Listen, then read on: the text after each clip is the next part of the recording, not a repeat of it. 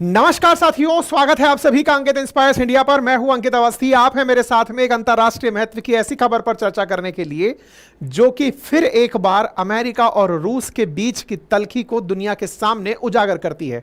खबर ही कुछ ऐसी है, हाल ही में अमेरिका के आदेश की पालना में संभवतया यूक्रेन की तरफ से क्रीमिया के ऊपर मिसाइल हमला किया गया है। साथ ही साथ रूस के ही एक क्षेत्र पर आतंकी हमला भी हुआ है। रूस पर हुए ये दो हमले रूस को कितना उकसाएंगे, आज के सेशन में इसी विषय पर चर्चा करने वाले हैं। साथियों, जैसा आप जानते हैं कि वर्तमान में पुतिन काफी लंबे समय बाद बाहर निकलते हुए दिखाई दिए हैं। आपको यह तो पता होगा कि पुतिन और बाइडेन के बीच में तब से तल्खी है जब से रशिया यूक्रेन शुरू हुआ है। रशिया यूक्रेन को शुरू हुए लगभग 2 साल हो चुका है। ऐसी स्थिति में बाइडेन के इशारे पर यूक्रेन के साथ में चल रहा जो भी अमेरिका का सहयोग है, उस सहयोग का परिणाम तो कहीं आज रशिया पर हुए इस आतंकी हमले की चर्चा तो नहीं। ऐसा मैं क्यों कह रहा हूं? क्योंकि हाल ही में रशिया में एक चर्च पर, एक सिनेगॉग जो कि यहूदियों का मंदिर होता है, उस पर और पुलिस पर हुए हमले में लगभग पुजारी समेत 15 लोगों के मारे जाने की खबर है। दुनिया में सुर्खी बन चुकी है, जिसके चलते रशिया पूरी तरफ आतंकी हमले की जद में है, इस तरह से सुर्खियों में आ चुका है। हालांकि रशिया को पहले ही जर्मनी ने इत्तला किया था कि तुम पर कोई आतंकी हमला हो सकता है, लेकिन क्या ये हमले अमेरिका द्वारा स्पॉन्सर्ड हैं? ऐसा मैं इसलिए कह रहा हूं क्योंकि आज से लगभग 3 महीने पहले भी मॉस्को में एक आतंकी हमला हुआ था जिसमें 60 लोगों की मौत हुई थी। हालांकि उस समय रूस ने कुछ नहीं कहा था, लेकिन बाद में रूस के खुफिया चीफ ने कहा था कि इस आतंकी हमले पर भी यूक्रेन ही जिम्मेदार था। फिलहाल के लिए आज का जो आतंकी हमला है जिसकी हम चर्चा कर रहे हैं, इसके लिए क्या यूक्रेन जिम्मेदार है या यूक्रेन के पीछे धप देने वाला अमेरिका जिम्मेदार है, इसकी चर्चा आज के सेशन में होगी। लेकिन उससे पहले कुछ जरूरी अनाउंसमेंट सुन लीजिए जो आपके काम के हो सकते हैं। पहला अनाउंसमेंट यह है कि हमारे एनसीईआरटी बैच में ईएमआई ऑप्शन कल सुबह 10 बजे तक ओपन है। जिन्हें भी एडमिशंस लेने हैं, लिंक एप्लीकेशन का कमेंट बॉक्स में है। साथ में यूपी पीसीएस प्री का बैच में, जिसके लिए हम लोगों के द्वारा प्री के लिए एक टेस्ट सीरीज मंथन शुरू की गई है, वो अवेलेबल है। हमारी टीम के द्वारा यूपी पीसीएस प्रीलिम्स के लिए भी कुछ फास्ट ट्रैक कोर्स लॉन्च किए गए हैं, वो अवेलेबल हैं।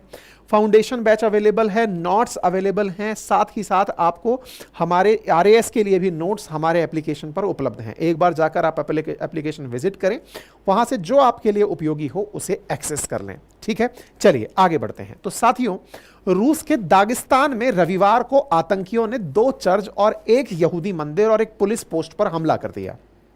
इसमें एक पादरी और 15 पुलिसकर्मियों के साथ कई आम नागरिकों के मारे जाने की सुर्खी निकल कर आई। पुलिस के द्वारा की गई कार्रवाई में 4 आतंकी भी मारे गए, लेकिन आतंकियों ने पादरी का गला काटकर उसकी हत्या की थी। यह एक प्रकार का रिलीजियस तरीके से टारगेटेड किलिंग थी। अब इस किलिंग के बाद में कुछ तस्वीरें वायरल हुई जिसमें एक आतंकी अपने साथ में एक तस्वीर लेकर के, मतलब बंदूक लेकर के, यहां पर जिप फाइल में आपको दिखाई दे रहा है। इसके आगे की तस्वीर मैं दिखा नहीं सकता हूं क्योंकि उसके अंदर यूट्यूब अपने द्वारा बैन लगा देगा।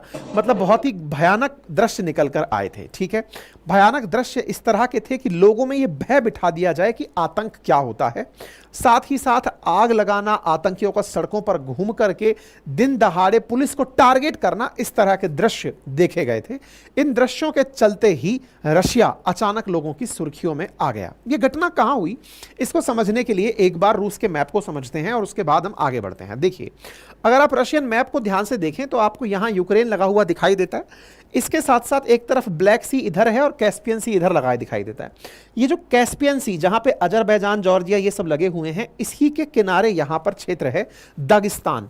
दागिस्तान नामक स्थान पर ही यह अटैक हुआ है। यहां पर अगर मैं मैप पर इस क्षेत्र को दिखाऊं तो आप इसे ऐसे समझें, अजरबैजान के उत्तर में यह वाला जो क्षेत्र है, इस क्षेत्र पर, जिसका नाम डरबेंट और मखाचकला है, इन क्षेत्रों में ये अटैक हुए हैं, जिसको आप हाईलाइटेड देख सकते हैं। ये कहां पर है?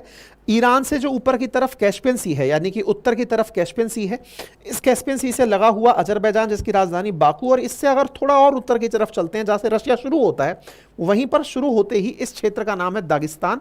यहां पर यह अटैक हुआ है। ठीक है, अगर दागिस्तान की पॉपुलेशन की बात करें तो लगभग 31 लाख पॉपुलेशन यहां रहती है और उस पॉपुलेशन के अंदर एवर्स, दार्गिन्स, कोमियक्स, लग्जिन्स, इस प्रकार की जनसंख्या अलग अलग मान्यताओं को मानने वाली यहां पर रहती है। यह क्षेत्र तेल उत्पादन के लिए जाना जाता है और इस तेल उत्पादन के क्षेत्र में ये मतलब जो हमला हुआ है, यह हमला वर्तमान में अपने प्रकार का ही एक हमला है। मतलब एक तरह से हमले के अंदर चर्च को और यहूदियों के मंदिर को टारगेट करके टारगेट किया गया है, आतंकियों को मार गिराया है। ठीक है, यहूदी मंदिर के अंदर आग लगने की भी खबर यहां से निकलकर आई है। दागिस्तान प्रोविंस के अंदर से यूक्रेन और नाटो देशों को जिम्मेदार ठहराने की खबर निकलकर आई है और इसके पीछे तर्क दिया गया है कि ये जो हाल ही में बाइडेन ने यूक्रेन को कहा था ना G7 मीटिंग में कि हां अब तुम संघर्ष करो, हम तुम्हारे साथ हैं, यानी कि अब तुम भी आक्रमण कर सकते हो। मैंने इस पर भी सेशन किया था कि अमेरिका ने यूक्रेन को कहा है कि तुम भी अब संघर्ष में आगे निकल सकते हो। अब तक तुम्हें सेल्फ डिफेंस के लिए वेपन दिए गए थे, लेकिन अब तुम भी वेपन में आगे निकल सकते हो। कहीं उसका परिणाम तो नहीं है ये? ऐसा क्यों कहा जा रहा है? असल में इसलिए कहा जा रहा है कि जो आतंकी यहां पर देखा गया उसके हाथ में जो गन थी ना, वो गन देखिए, यहां पर एक आतंकी चलता हुआ दिखाई दे रहा है आपको।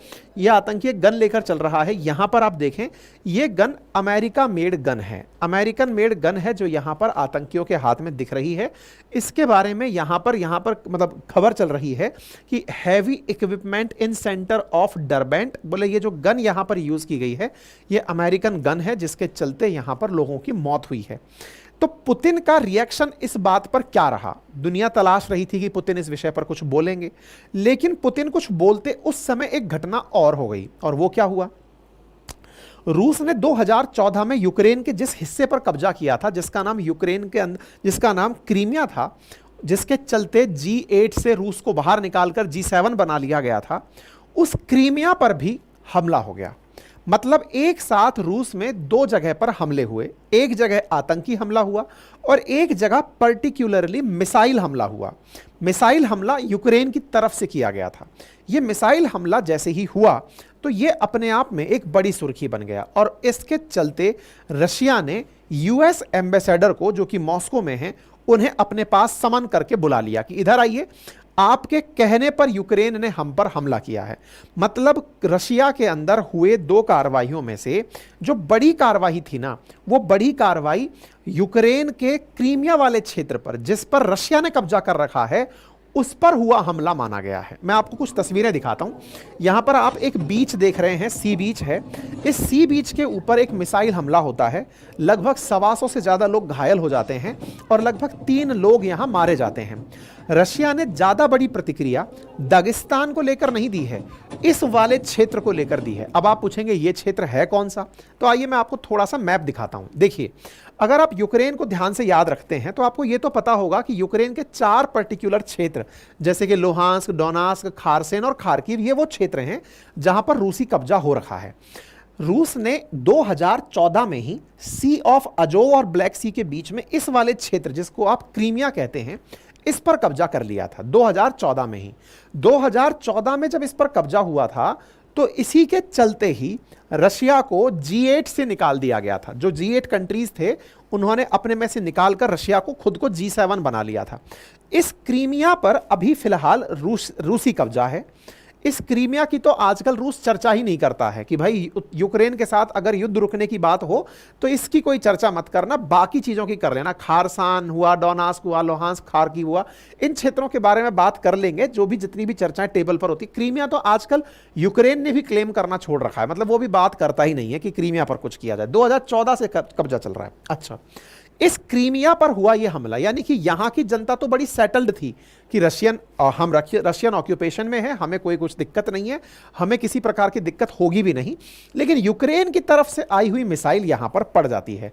हेडलाइन बनती है, Russia was retaliation against US for Ukraine's ATACMS missile attack on Crimea. मतलब यह हुआ कि रशिया ने आतंकी हमले पर तो धमकी नहीं दी, लेकिन क्रीमिया पर हुए हमले की धमकी देते हुए कहा कि बदला लिया जाएगा। किस बात का बदला लिया जाएगा? कि अमेरिकी मिसाइल आकर के क्रीमिया पर गिरी है। अब आपके दिमाग में प्रश्न बनेगा कि अमेरिकी मिसाइल आकर क्रीमिया पर गिरी है, यह खबर बड़ी खबर है, और इस बड़ी खबर के मायने क्या हैं? कौन सी मिसाइल गिरी है? असल में एक ATCMS मिसाइल है जो कि लॉकहेड मार्टिन अमेरिका द्वारा बनाई जाती है। आपको यह तो पता है कि यूक्रेन के पास में जितना भी आर्सेनल आ रहा है इस समय संघर्ष के लिए, वो वेस्टर्न वर्ल्ड के द्वारा ही दिया जा रहा है, और उनमें से अमेरिका, जर्मनी प्रमुख देश हैं जो इसको वेपन दे रहे हैं। उन वेपन्स में से ये जो ATMS मिसाइल है, ये अमेरिका द्वारा निर्मित मिसाइल है जो यूक्रेन को दी गई है। यही मिसाइल यहां पर पड़ी है। यानी कि एक प्रकार से समझिए कि बाइडेन ने जो G7 बैठक में, वही G7 बैठक जिसमें मोदी जी को इनवाइट किया गया था मई में इटली में जो हुई थी, वो जून के अंदर जो इटली में हुई थी, उस बैठक में बाइडेन ने जेलेंस्की के साथ में 10 साल का एक एग्रीमेंट किया था। उस पर मैंने सेशन भी किया था। अमेरिका ने साफ कहा था उनसे कि अब आप संघर्ष करिए, आपको अटैक करने की भी हम इजाजत देते हैं, आपको वेपन चाहिए तो हम देते रहेंगे। कहीं ये उसी का परिणाम तो नहीं है कि यूक्रेन ने क्रीमिया पर अपनी तरफ से गोला दाग दिया। अब तक चल क्या रहा था कि यूक्रेन को जो वेपन दिए जा रहे थे वो रशियन अटैक जब होगा उसको कंट्रोल करने के लिए थे, कि आप पर अटैक होगा तो आप उनके ऊपर अटैक करना, आपके क्षेत्र में रशियन घुसा है तो आप उन पर हमला करना, रशियन क्षेत्र में कोई भी गोली मत चलाना, उसे एग्रेशन माना जाएगा। तो अब रशिया ने यह कहा है कि अमेरिकी हथियार मेरी सॉइल पर आकर गिरा है, अगर ये वेपन मेरे ऊपर आकर गिरा है तो क्या मैं इसे अमेरिकी कार्रवाई मान लूं? और अमेरिकी कार्रवाई मान लूं तो ऐसी स्थिति में अमेरिकी एम्बेसडर को तलब किया गया कि आप आइए और इस पर जवाब दीजिए। जो मॉस्को में अमेरिकी एम्बेसडर थे तैनात, उनको बुलाया गया और उनसे कहा गया कि इस विषय पर अपना जवाब दीजिए। ठीक है, अब बड़े सवाल बनते हैं कि अमेरिका अल्टीमेटली ऐसा फ्रस्ट्रेट हो क्यों रहा है? अभी 2 साल युद्ध को चलते हो गए, युद्ध को निर्णायक ले जाना चाहता है कि चुनाव का प्रेशर है, क्या है? असल में अभी क्या हुआ ना, पुतिन बहुत दिनों से रशिया यूक्रेन चला रखे थे और कहीं दुनिया में ज्यादा मूव नहीं कर रहे थे, लेकिन 2 साल बाद ये बाहर निकलते हैं और निकल करके नॉर्थ कोरिया चले जाते हैं। नॉर्थ कोरिया वो जगह है जो कि अमेरिका को फूटी आंख नहीं सुहाती है। मतलब अमेरिका 3 ही देश हैं जिनसे सबसे ज्यादा नफरत करता है। मैं कई बार बता चुका हूं, रशिया, नॉर्थ कोरिया और ईरान, जिन्हें वो काटसा एक्ट के अंदर प्रतिबंधित रखता है। उनमें से पुतिन 24 साल बाद कोई रूसी राष्ट्रपति नॉर्थ कोरिया जाता है और उनसे एग्रीमेंट करके आता है। क्या एग्रीमेंट करता है? कि अगर कोई मुझ पर हमला करेगा तो तुम उस पर हमला कर देना। अच्छा, किम जोंग उनको जाना जाता है उनके न्यूक्लियर वेपन्स के लिए, अर्थात जिस प्रकार से लुकाशेंको को रूस ने बेलारूस में तैयार किया हुआ है, ऐसे ही अब अपने पूर्वी तट की तरफ वो नॉर्थ कोरिया को तैयार करके चले गए, जिसकी चर्चा अंतर्राष्ट्रीय मीडिया ने की कि पुतिन का जो डिफेंस पैक्ट है वो अमेरिका के लिए बड़ा संकट है।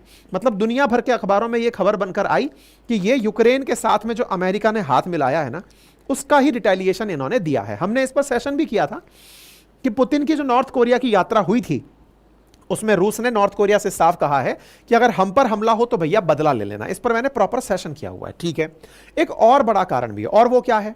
पुतिन मतलब अमेरिकी फ्रस्ट्रेशन के कारण जानने निकल रहे हैं हम। पहला कारण क्या है? नॉर्थ कोरिया से मित्रता। पुतिन जब नॉर्थ कोरिया आए, यहां से फ्लाइट उठाए और वियतनाम चले गए। वियतनाम वो जगह है जिसने पहले ही अमेरिका को पटखनी दी हुई है। मतलब रशिया के सहयोग से वियतनाम ने अमेरिका को युद्ध में हराया था। इस पर भी हमने सेशन किया हुआ है। वियतनाम की यात्रा भी अमेरिका को यह चैलेंज करती हुई दिखती है कि यार पुतिन दुनिया में उन देशों में जा रहे हैं जो अमेरिका के साथ खिलाफत करते रहे हैं। ऐसी स्थिति में इन्हें यह चखाना पड़ेगा मजा कि अमेरिका अभी मरा नहीं है। अमेरिका ने जो उकसावे की कार्रवाई की है वो बरकरार है। क्या इस कारण से उन्होंने हमला किया? इसी के साथ साथ तीसरा कारण निकल कर आता है और वो कारण है G7 की वो यूनिट जिस समय यह चर्चा हुआ था कि रशिया ने एक ऑपरेशन अनथिंकेबल लॉन्च किया है, जिसमें वो पूरी तरह से तैयार करके बैठा है कि जिस भी समय जरूरत पड़ेगी हम वेस्टर्न वर्ल्ड कंट्रीज पर हमला कर देंगे। तो अब ये देखने वाली बात है कि रशिया के द्वारा इस प्रकार की जो कार्रवाई है, जो कि मतलब अभी तक तो रिएक्शनरी अप्रोच अपनाया हुआ था रशिया ने, लेकिन अमेरिका के द्वारा जो ये यूक्रेन को बोलकर मिसाइल हमला करवाया गया है क्रीमिया वाले क्षेत्र पर, यूक्रेन के साथ अमेरिकी सहयोग कहीं आने वाले समय में फिर से इस युद्ध को एक अपर लेवल तक ना ले जाए, क्योंकि रूस ने साफ साफ एक ही लाइन कही है और वो ये है कि बदला लिया जाएगा। मतलब इस चीज का आंसर दिया जाएगा और कार्रवाई की जाएगी। अब यह विषय अपने आप में बड़ा ही चिंता का बन गया है कि बाइडेन ने जो यूक्रेन को परमिशन दी है कि तुम रशिया पर स्ट्राइक कर सकते हो, वो मुश्किल से 10 दिन ही हुए और वो भाई साहब निकलकर स्ट्राइक करने चले आए और स्ट्राइक का परिणाम दुनिया के सामने आ गया। और परिणाम जो है वो आपके सामने भी है कि कहीं ऐसा तो नहीं कि आने वाले समय में यूक्रेन को अमेरिका के द्वारा दिया गया यह सहयोग एक बहुत बड़े संघर्ष की तरफ दुनिया को धकेल दे। बाकी आप क्या सोचते हैं इस विषय पर? अपनी राय कमेंट बॉक्स में जरूर रखें। चैनल पर नए हैं तो चैनल को सब्सक्राइब जरूर कर लें। बाकी कल सुबह तक एनसीईआरटी में ईएमआई ऑप्शंस के साथ एडमिशन ओपन है। कल से एनसीईआरटी एडमिशंस बंद हो जाएंगे। फिलहाल के लिए इतना ही। अपना ख्याल रखें। एप्लीकेशन का लिंक कमेंट बॉक्स में दिया हुआ है। धन्यवाद।